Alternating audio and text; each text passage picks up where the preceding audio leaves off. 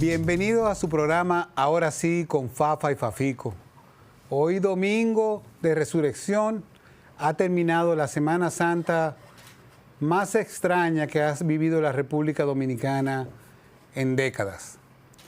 Marcada por una tragedia que ha conmocionado, o como decía Juan Miguel, el hijo del Bacho, en un artículo en El País, la tragedia que unió a las dos repúblicas dominicanas, a los más necesitados y a los que viven en un mundo VIP. Por primera vez, una tragedia lo ha unido desde hace décadas en un mismo dolor. Y así la Semana Santa ha pasado, esperando que mucha gente, viendo el sacrificio tan grande de nuestros rescatadores, de todas las agencias que trabajaron incansable para tratar de traer un poco de alivio y información a los familiares de las víctimas, hayan podido tener no tanto trabajo como en otras ocasiones ahora en la Semana Santa. El país tiene que seguir adelante, van a haber muchas interrogantes, pero esperemos que esta semana haya servido para todos reflexionar y tomar conciencia de la fragilidad de nuestra vida y de cómo debemos ayudar a defenderla. Antes de pasar al tema de hoy, que va a estar lleno de sorpresas, porque vamos a tener un experto en cómo eran las Semanas Santas en tiempos anteriores, su evolución y cómo es la Semana Santa, qué pasó en Semana Santa, para los que no participan de todas las liturgias que hay en este periodo. Antes de llegar ahí, sí me gustaría poner, como siempre, las actividades que están realizando los organismos del gobierno que están prestando un servicio directo a la población. En este caso, es Promipyme. Ya cuando dicen Gómez Mazara hay que tener ojo, porque puede ser Fabricio Gómez Mazara o Guido Gómez Mazara. Ambos hermanos haciendo una tremenda labor que nos satisface, vecinos desde Ciudad Nueva, y nos llena de contento, por ejemplo, anunciar que Promipyme ha entregado 215 millones de pesos a 725 beneficiarios solamente en Santo Domingo Oeste. Eso quiere decir que va a continuar lo que hemos dicho semana tras semana de la importancia del trabajo de Promipyme para los nuevos emprendedores y para ayudarlos también a que se regularicen. Eso es un trabajo que nos va a servir. Fafa, ¿tú tienes algunas palabras sobre esta Semana Santa? Oh, claro que sí. La Semana Santa para mí tiene un valor especial porque siendo un afortunado que fui educado por mis abuelos, mi abuela era una beata y me adoraba, quería que yo fuera cura. Me vinculó a todas las actividades y prácticas católicas y trató de que me aceptaran en el seminario porque ella soñaba que su nieto fuera cura. Y en el seminario me rechazaron en 2 años consecutivos porque mis padres no eran casados por la iglesia. En esa época había muchas exigencias católicas. Entonces la Semana Santa era un acontecimiento en el sentido que reunía a toda la población bajo el criterio tremendo del fortalecimiento del villanismo. Y en ese sentido, la Semana Santa era un resumen también de uno de los componentes de la cultura y la civilización occidental, porque en el fondo era la base fundamental de la creencia religiosa. ¿Tú te imaginas lo que es coger la Semana Santa y era primero? Un momento, Fafa, un momento. Señores, como ustedes han podido darse cuenta, nuestro invitado de hoy, que va a estar lleno de sorpresas sobre el significado de la Semana Santa, cómo era en la década de los 40, 50, cuando él crecía, la actualidad y después la liturgia. Nuestro invitado será Fafa Tavera. Quédense con este ex monaguillo vinculado a la iglesia desde su juventud y a las luchas revolucionarias, porque utilizaron los cristianos fueron de los primeros que fueron parte del movimiento 14 de junio. Así que quédense con este programa y feliz regreso a sus ciudades, pueblos y sus familias. Quédense al segundo bloque. Alrededor de los 1940s, un pequeño niño caminaba de la mano de su abuelo por las calles de Salcedo. Su abuelo, sombrerero, en una época que podías entrar al pueblo descalzo, pero no podías andar sin tocado, como le decían al sombrero. Estaba Rafael Taveras Rosarios, Fafa, acompañado de su abuelo, el único que leía en esa cuadra del barrio y que durante la Segunda Guerra Mundial era el noticiero extraoficial del vecindario, porque leía las batallas, los combates, la estructura militar. El único compraba el periódico en ese barrio. El único periódico del barrio. Y lo leían después, a las 12 del día, un pariente de Balaguer llamado Joaquín, que estaba frente a nosotros, Arturo Balaguer, y era una novedad, y yo vivía entonces formado bajo el peso de la información de los acontecimientos del mundo, porque mi abuelo era un hombre de la actualidad, pero mi abuela era la novedad. Una vieja contra, profundamente creyente y religiosa, que me metió en el alma desde pequeño ese amor a Dios y ese respeto al prójimo, que eran sus vidas. Ese respeto al prójimo y esa afición de mi bisabuela, que no tuve el placer de conocer, ni de mi abuela tampoco,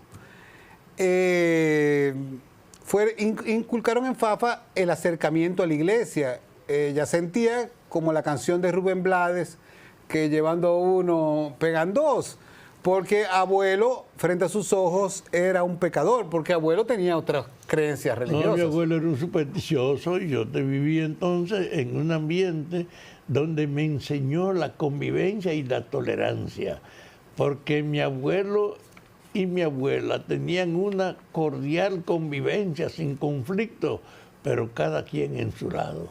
Ella en la iglesia y él, como un supersticioso, camino con todos los brujos y creyentes de la comunidad. Bueno, y así, con esta familia, de donde creo que Fafa empezó a comprender la tolerancia de respetar el criterio de los demás, Fafa entra como monaguillo. Y ahí empieza, señores, tal vez los gérmenes de la carrera política de Fafa.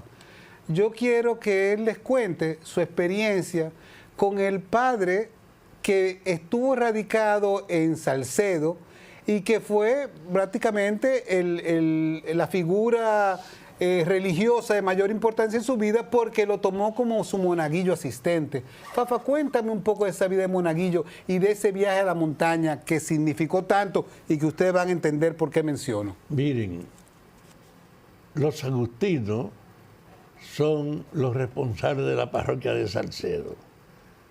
Cecilio Galván se llamaba el cura, que era el asistente del superior, que se llamaba David Martínez, pero él era Cecilio Galván, un español, que tenía más joven que el otro que estaba con él.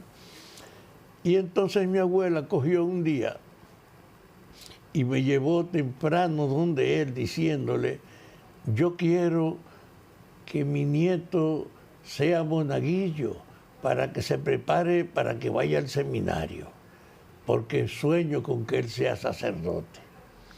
El padre, sabiendo que ella era una beata de mucho reconocimiento, le dijo: yo le voy a dar un papelito, eran 4 páginas, para que cuando él se aprenda eso, era en latín, que en esa época se hablaba, cuando él se aprenda eso, usted me lo trae aquí para que lo integremos. Eso fue un miércoles. Y yo me llevé el mensajito que me dio escrito, me pasé toda la tarde y la noche, porque era en latín que estaba, y le digo a mi abuela el viernes de la mañana: abuela, me aprendí lo que dijo el cura. ¿Y cómo va a ser, Cecilio? ¿Tú quieres que te lleve? Sí, lléveme donde él. Y cuando me lleva donde él, el cura es el primer sorprendido de que a 48 horas yo le esté respondiendo que me aprendí. Qué edad aproximada tú crees que tú tenías, Fafa, ahí? Como 10 años. Entonces, cuando él me lleva y me dice, ven, y comienza a interrogarme, y yo le respondo en latín a lo que él me estaba diciendo, el padre se deslumbró de sorpresa. Oye, ¿y cómo tú te aprendiste esto tan rápido? Y porque me dediqué a estudiar lo de que usted me lo dio hasta ahora y leyéndolo. Y entonces, bajo ese peso de esa novedad, me dice, mira, yo voy a salir a un tour por la montaña. Comenzamos por los Cacaos, después iremos a Montellano y por último al Almendro y bajamos por Villatrina. Eso era saliendo por Ojo de Agua que entraba de Tenares. Y entonces una pregunta, porque tú estás hablando, me voy por este camino, voy por este lado, pero ¿cómo era que ustedes iban en esa ruta? ¿En qué vehículos ustedes hacían eso? Lo primero no era en vehículo, se iba en vehículo hasta el lugar donde había que coger los mulos para uno montarse. Por Ojo de Agua, el sitio final donde llegaban los vehículos era Enrique Mirabal, el papá de las Mirabal. Y ahí entonces teníamos que habíamos diligenciado 2 mulos, uno para él y uno para mí. Pero el hecho real es que él me dice, bajo la sorpresa de que yo le respondo ya todo lo que él me dijo, tú quieres irte conmigo este fin de semana, yo feliz, y la vieja todavía mayor, de contenta, para que te inicie en esta función de asistente. Y cuando llegamos frente a Enrique Mirabal, nos montamos cada uno en su mulo, yo voy en el mío, y cuando llegamos a los Cacaos, como a la hora y pico, él me dice allá en el Cacao, oye, venir en el mulo me desbarató la naga, yo estoy profundamente dolido. ¿Tú te sabes los misterios del Santo Rosario? Y yo, sí, señor. Yo me sé lo glorioso, lo gozoso y lo doloroso. Y él comienza a preguntarme y yo le respondo que me sabía los misterios religiosos. ¿Y tú te sabes también la letanía, la latín? Claro que sí. Y comencé a decirle en latín toda la letanía, que es lo que uno, después que reza el rosario, repite. Ajá, ¿tú te atreves a ir esta noche a la iglesia, a la capilla, y en la capilla a hacer el rosario diciéndole a la gente que tú estás ahí porque yo llegué y estoy muy estropeado? Claro que sí, yo puedo ir. Pues mire, yo te voy a hacer una cosa para que se complete. Seguro que va a ser una sorpresa que un muchacho esté haciendo el rosario, que se lo sepa los misterios y se sepa la letanía, y entonces me sacó un librito. Me leyó un párrafo. Y después de leerme ese párrafo me dio una explicación de que yo lo leyera y cuando lo leyera la gente le hiciera una explicación sobre eso. 3 párrafos me leyó. Y en cada uno me dio una explicación para que yo leyéndolo le hiciera una explicación. Y él dijo, para facilitar que tú puedas conversar con ellos, este es el camino. Tú tienes 3 párrafos para leerlo y 3 comentarios. Dice el padre, yo tengo confianza que tú no me vas a hacer quedar mal. Y yo también. Y cuando llego allá, yo le digo a todas esas viejas y a toda esa gente mayores que están en la capilla de los Cacaos, el padre no viene y me mandó a mí a rezar rosario. Hubo muchos. ¿Qué le pasa? No, está estropeado. El padre era un español y la forma de él hablar no era tan entendible para la gente. Tenían esa distinta... Un acento muy fuerte. Un acento muy fuerte. Pero al contrario, yo era un comunicador que tenía con ellos esa conexión. Inmediatamente yo comencé a rezar, hubo una conexión de todos ellos conmigo. Pero cuando termino el rosario y yo saco ese librito y le leo el primer párrafo y después del párrafo pongo en la mano izquierda el librito y le doy una explicación y le leo los otros 2 y hago lo mismo, se creó una conmoción de admiración entre toda esa gente. Y cuando yo termino, todas esas viejas vinieron a abrazarme, a besarme. ¿Y de dónde tú vienes, muchacho? ¿Y a dónde tú aprendiste? Y yo, me formó mi abuela en mi casa, que es una mujer muy religiosa. El hecho es que fue un éxito mi primera iniciativa de comunicación popular, que fue en la iglesia, y que además me dio la confianza entonces para yo creer que podía efectivamente completar al cura o suplirlo, porque a él fue una emergencia. Yo tenía 10 años, fue en 1948. Y cuando yo voy donde el cura y le cuento lo que pasa, el cura es el primero que se sorprende y me abraza y me felicita y me dice, mira, te voy a poner a rezar el rosario en las 2 capillas que faltan. Y efectivamente fue mi inicio en la comunicación y en la relación con la gente a base de mi formación religiosa.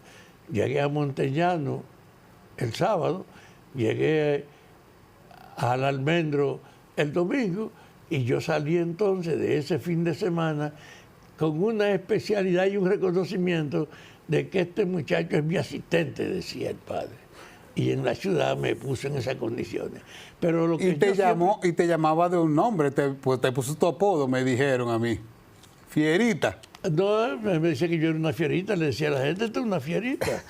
Pero el hecho real es que aquello tuvo una trascendencia que a mí me dio la confianza de que yo podía intervenir en los temas de los mayores, que podía ponerme a hablar. Me dio la conciencia que yo he desarrollado después de la comunicación, porque no me daba miedo hablar, porque imagínate, ni que predicando como un muchacho.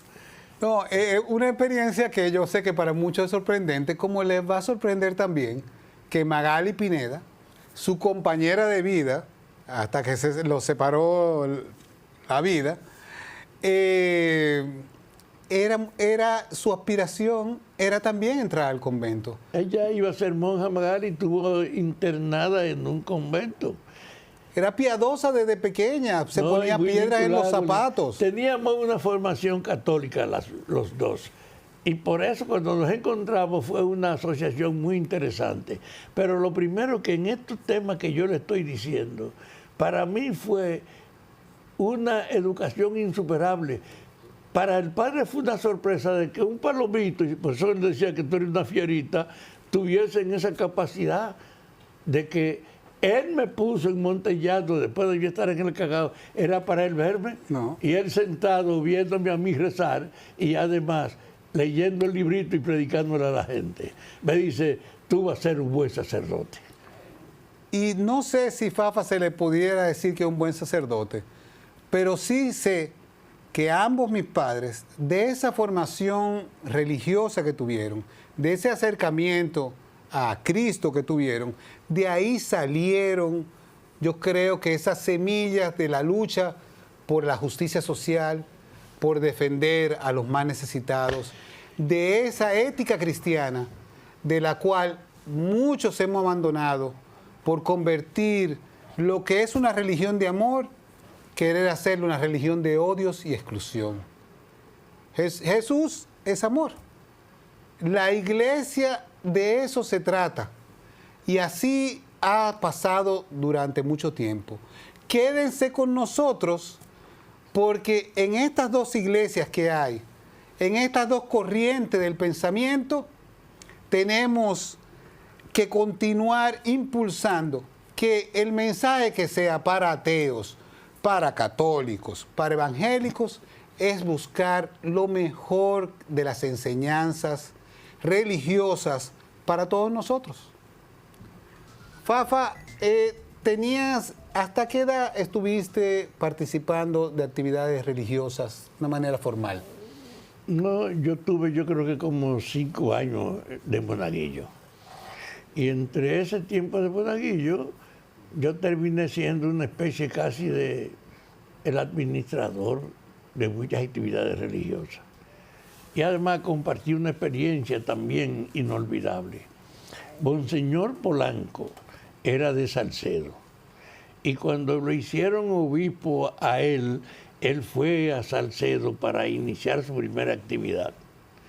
Y entonces dijo que él quería hacer el tour natural de los curas por la loma, de ir a Los Cacaos, a Montellano y al Almendro. Y me pidió que yo lo acompañara. Me buscó como una funda de almohada y me dijo, mira, eso es para que tú pongas, eche ahí la limosna que nos den en el camino. Y te voy a decir una cosa, yo te ofrezco que lo que sobre de un número completo va a ser lo tuyo, pero tú lo recoges. Y yo iba con la ilusión de que podía conseguir un paquete de pesos, porque en esa época un peso era una novedad, era la época del chele y de la mota, de medio centavo y de centavo. Era la época muy barata.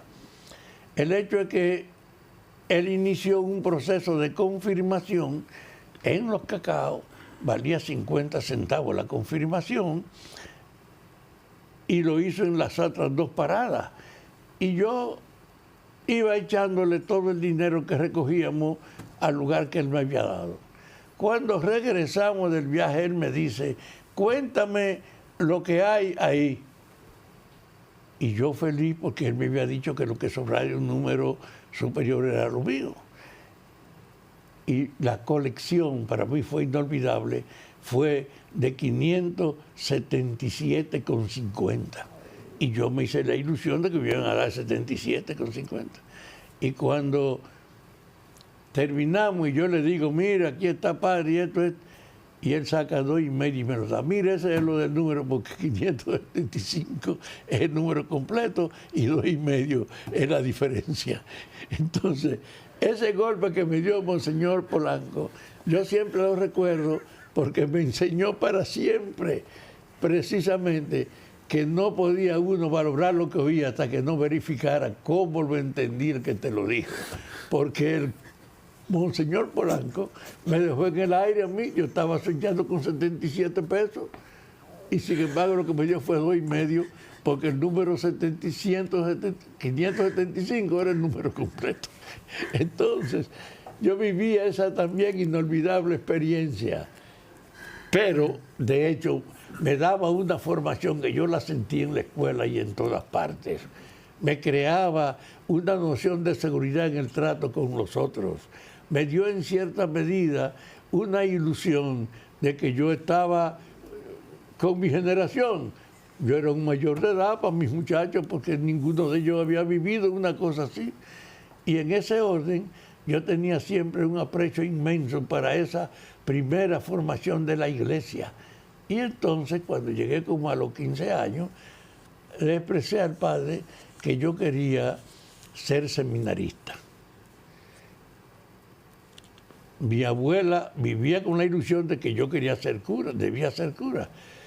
Y en el primer seminario, Jorge Tejada, Bonchú, Pon Bloise, eran 2 compañeros que junto conmigo fuimos al examen que hizo la comisión que iba a los pueblos a ver a los que aspiraban. A ellos 2 lo aceptaron, pero a mí me rechazaron. Y cuando yo, ¿por qué ustedes me rechazan a mí? Dice, tus padres no son casados por la iglesia. Oye, de las exigencias que tenía la iglesia en esa época, está bien. Pues tú sabes que yo no me sentí rendido y volví el año siguiente a participar también. Y volvieron y me rechazaron con el mismo argumento.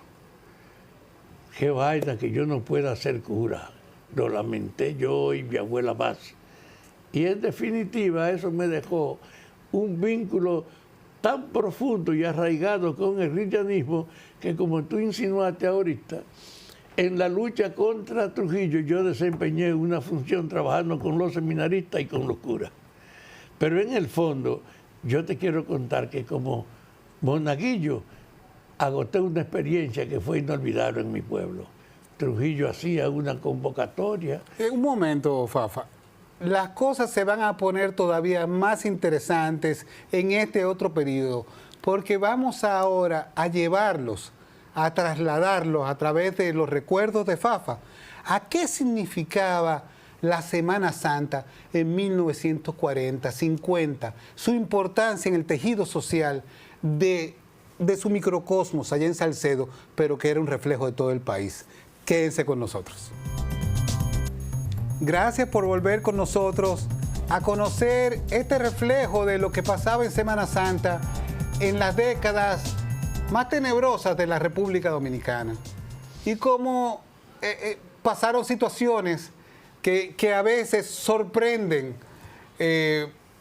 Por ejemplo, Fafa, cuéntame una de tus experiencias como monaguillo en Salcedo que más te marcó en esa época.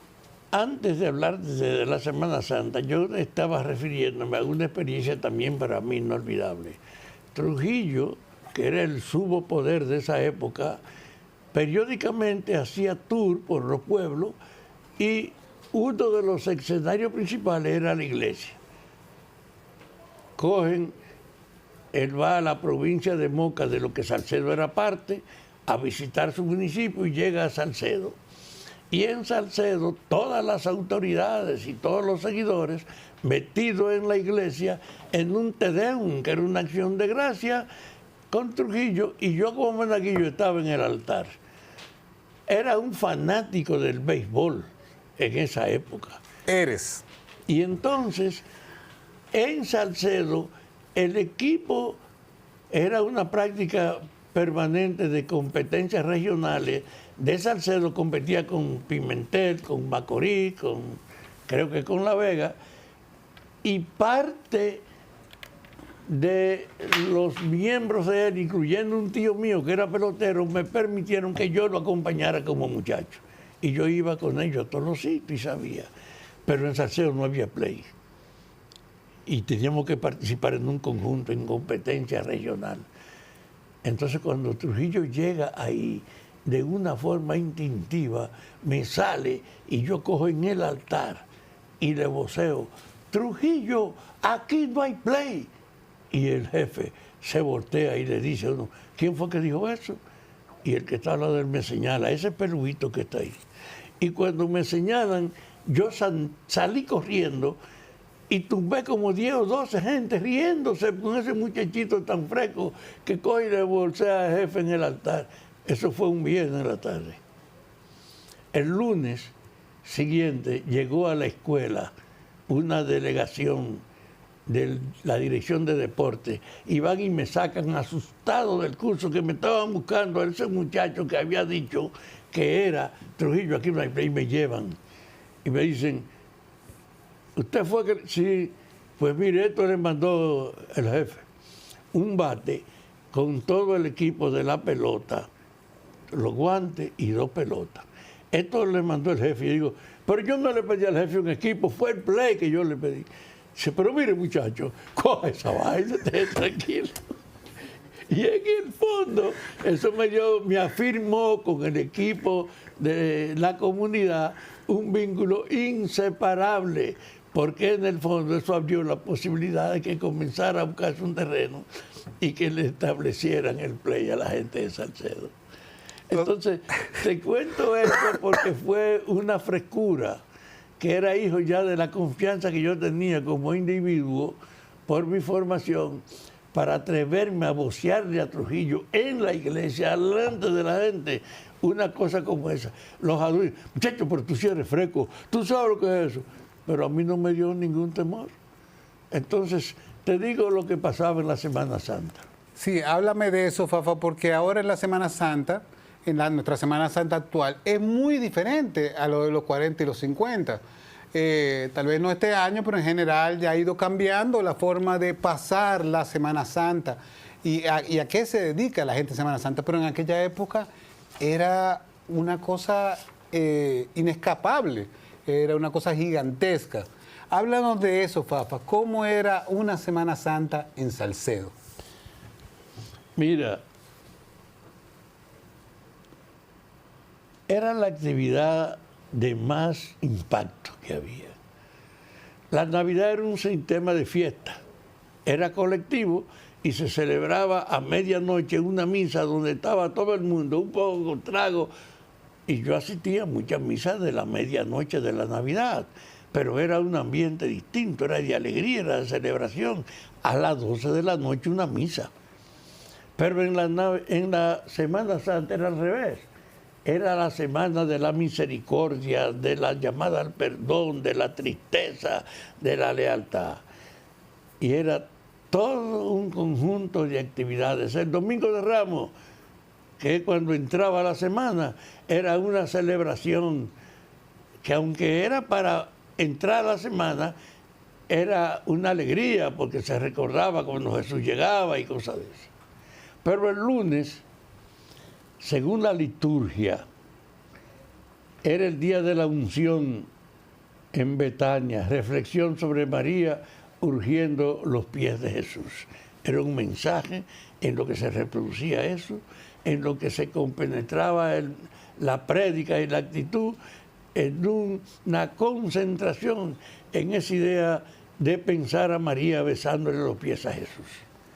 Una pregunta, Fafa. ¿Esos días habían caminatas o era solamente cómo funcionaban las procesiones? Sí, habían viacrucis, 14 estaciones por el pueblo que salía la gente, el cura adelante, predicaba en cada una, hacía una pequeña oración y seguía. El viacrucis era caminando en la ciudad.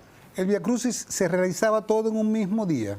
No, el mismo día, un día de la Semana Santa se dedicaba al Via Crucis y salíamos todos a la calle. ¿Y qué participación tenía, por ejemplo, el pueblo en cantidad en estas actividades como el Via Crucis? ¿Era la mayor parte de la población? ¿Iban los niños? Oye, el acontecimiento más notable de esa época eran los religiosos. Los religiosos y Trujillo. Trujillo era que convocaba y reunía a la gente, y los religiosos eran normal, porque era la actividad cultural más significativa en los pueblos. Los domingos era una institución llena la iglesia, el grueso de la gente celebrando su bautismo, o a los muertos llevándolo primero a despedirse. La iglesia era la actividad de la relación más importante con la población. Entonces, eso del Via Crucis era una novedad, porque ellos organizaban las 14 estaciones que tienen el Via Crucis para ir caminando, pararse en cada una, hacer una pequeña prédica y todo el mundo atrás funcionando con eso. Y además, yo creo que como era un espectáculo, era atractivo, hasta para los que no tenían ninguna gran formación, pero era una novedad. Y difícilmente tú te quedabas al margen, sino que iba y lo acompañaba. El martes decían que era una misa de la pasión, que recordaba toda la agonía y el sufrimiento de Jesús. Y eso hacía que el miércoles había una liturgia, una orientación dirigida a hablar de las tinieblas y de la oscuridad y de los problemas y la importancia y la iluminación para toda la vida, que era la fe, el papel de la fe. Una pregunta, Fafi, disculpa que te interrumpa. Yo entiendo que la tradición, y esto es un poco jocoso, pero es que es un tema que a mí me apasiona, ¿la tradición de las habichuelas con dulce existía ya en esa época? Claro que sí. ¿Y cuándo se empezaba a comer habichuela con dulce? La habichuela con dulce era para el miércoles. Del miércoles al viernes la gente tenía habichuela, pero el viernes era el día fundamental de la habichuela, el Viernes Santo. Disculpen, esa costumbre se ha perdido. Este Viernes Santo, este Miércoles Santo, este Jueves Santo pasó sin pena ni gloria con las habichuelas con dulce. Pero este no va a pasar así, ¿no? Este fin de semana, por lo menos yo tengo asegurado en mi casa ya con qué invitar a este tío que vaya a comer. Gracias, el lunes post Semana Santa entonces voy a tener mi habichuela con dulce, sí, porque esta Semana Santa no estuvieron. Pero te decía lo que era el martes. Fafa. El miércoles había una prédica especial también, porque todos los días había una misa y había un encuentro en la noche dirigido a algún aspecto de la Semana Santa y una prédica especial, porque se pensaba que era la semana de la integración, de la devoción, del respeto a todo lo que representaba el cristianismo. Era una época de celebración donde la iglesia era el escenario fundamental y todos los días había un respeto de la gente. La Eucaristía era la comunicación, la comunión, y los miércoles. Pero el jueves ya se entendía como que era el inicio del juicio, de la condena de Jesús, y el viernes el día de su sacrificio. Entonces el viernes era el día más profundamente doloroso, de mayor asistencia, de más silencio, de más promesa, de más oración. Era un día también de ayuno y de abstinencia, como parte de las celebraciones. ¿Había procesiones en esa época? ¿Se usaba eso de flagelar a Cristo, del camino con la cruz? No, la que te dije, primero para el Via Crucis era un día de la semana que se hacía, el viernes era un día de meditación porque era el día en que murió Jesús. Ahí es que no se come carne, no se comía carne. ni Mucha nada. abstinencia, mucho ayuno. El sábado era un día de respeto porque era sobre la muerte, pero entonces el domingo era el día de la resurrección, el día en que el poder de Dios se proyectaba, el día en que se nos ofrecía la idea de que esa era la culminación del inmenso misterio que era haber tenido un Hijo de Dios concebido por una mujer, María, que era la compañera de José, pero que según la leyenda había quedado en estado por Jesús y que había parido al niño. Entonces, el domingo era un día de celebración de esa fuerza de los religiosos que se sobreponía a la muerte y de Jesús que había resucitado después de un martirio. Era la recuperación de la tranquilidad y la felicidad. La Semana Santa era pues una semana entera donde lo religioso predominaba, donde se fortalecía la idea de la fraternidad entre las personas, donde había una política de humildad, de resignación y de lo religioso. Y era el acontecimiento más trascendente que se celebraban en los pueblos, porque la Navidad era una gran celebración, pero no una semana, como era precisamente la Semana Santa. Separaban las clases, separaban las actividades y había una concentración nada más en el ciclo de los pasos religiosos que la semana ensayaba, usando la iglesia como base. En esa Semana Santa, ¿se prohibían como ahora los viernes que hubieran actividades o se prohibía durante toda la semana? En la Semana Santa no había los restaurantes de la prostituta. En mi pueblo habían 2, pero estaban suspendidos en la Semana Santa. Los prostíbulos están cerrados. Tenían música, que lo ponían, y en la Semana Santa no había música, ni el club siquiera usaba su actividad para celebrar nada. El domingo había libertad para todo, pero en la Semana Santa había un recogimiento que se imponía para todos los pasos. E incluso había una proyección en la gente que en esos días tenía una mayor actitud como de resignación, de tranquilidad, de fraternidad. La Semana Santa era un recurso así.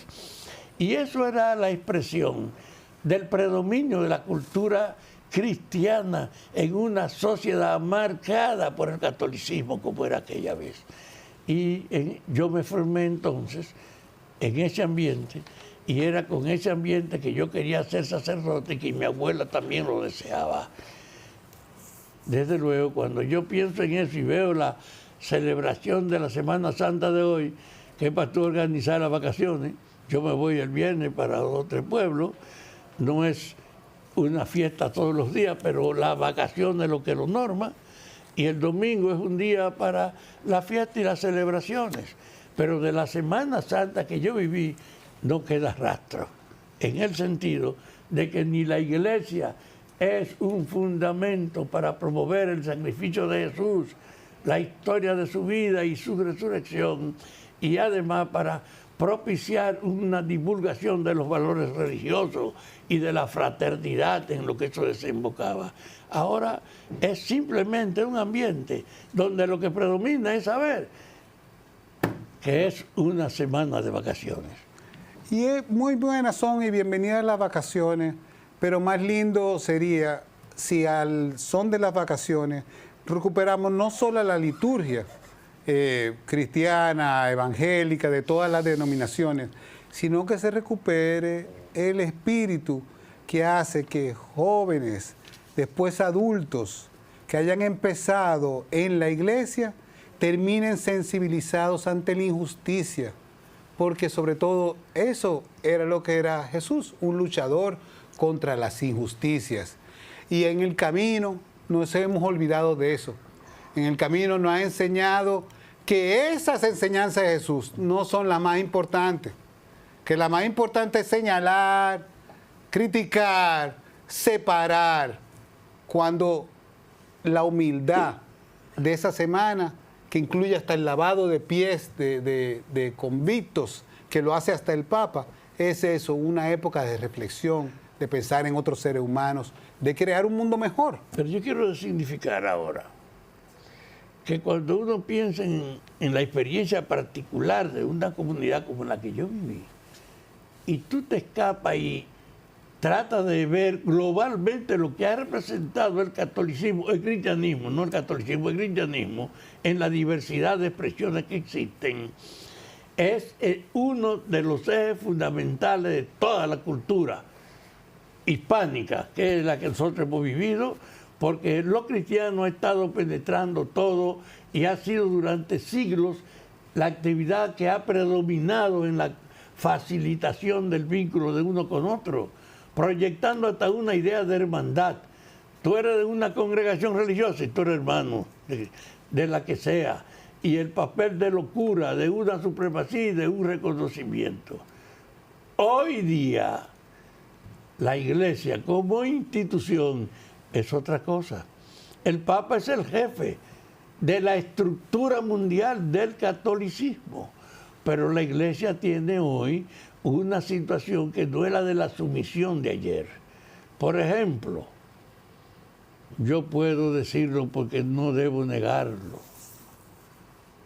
Usted se imagina la idea de la sumisión que representa en el mundo, en una lucha por la igualdad que ha caracterizado todas las batallas sociales, en un impulso por tratar de que nos entendamos todos en el respeto mutuo, de que las mujeres no pueden ser ministras de la iglesia, de que los sacerdotes son los varones, de que las mujeres están para servirle a los curas y a la ceremonia. Ese hecho ha sido un factor sumamente importante para proyectar y fortalecer la idea de la discriminación de la mujer en el trato de igualdad con los varones, del hecho de que están para servir las mujeres, de que todavía en el mundo hay 6 naciones en el mundo que no permiten que una mujer que violaran pudiese detener el efecto de ese crimen de que ella fue objeto. En este país hay 3 exclusiones para hacerlo. Entonces, yo no quiero terminar este reconocimiento al pasado y a la importancia de la Semana Santa y del cristianismo sin hablar de esta herencia que no puede justificarse y que tiene a la dirección mundial de la Iglesia ante un dilema. No puede haber excusa para que los ministros de Dios sean solo los varones y que las monjas estén solo para servirle, que es indicando esa desigualdad entre las mujeres, bendiciendo la desigualdad. Ojalá en esta celebración los propios cristianos dominicanos, teniendo presente esto, en este país que se habla de una reforma del código, se sepa que tener las 3 actividades que excluyen a las mujeres es una acción que no puede justificarse, que no puede defenderse y que no debe mantenerse todavía en el país. Ojalá, por el respeto a la memoria de todo lo que tiene que ver la Iglesia y el cristianismo, nosotros avancemos a la franca política del reconocimiento de la igualdad entre varones y hembras. Muy bueno, señores. Con esto hemos concluido nuestro programa de hoy. Espero que disfruten el resto de la noche y el descanso merecido después de esta Semana Santa. Señores, hasta la próxima. Vuelvan ahora sí con Fafo y Fafico y escríbanos por las redes sus comentarios y cosas que les gustaría ver. Muy buenas noches.